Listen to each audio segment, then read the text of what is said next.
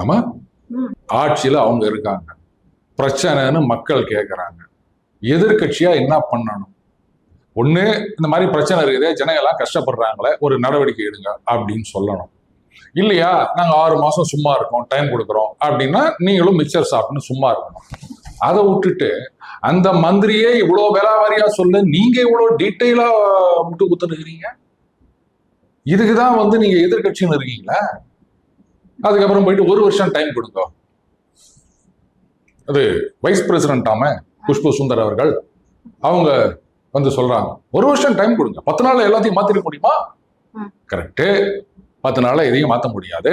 ஆனா 10 நாள் இல்ல, 2 நாள்ல அதை பண்ணிட்டோம் இதை பண்ணிட்டோம் அப்படின்ட்டு இல்லாததெல்லாம் சாதனையா சொல்லிட்டு இருக்கீங்கல்ல.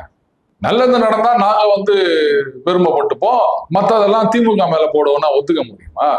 அப்ப 1 வருஷம் டைம் கொடுக்குறாங்க அப்படின்னு சொல்லும் போது அவங்க இதையும் சொல்லணும்ல. அது பாருங்க, நீங்க எதை பண்ணீங்களோ அதுக்கு மட்டும் நீங்க கிரெடிட் எடுத்துக்காங்க, மற்ற விஷயத்துக்கு எல்லாம் பண்ணாதீங்கன்னு சொல்லியிருந்தீங்கன்னா அது நேர்மையான ஸ்பீச்னு சொல்லியிருக்கலாம்.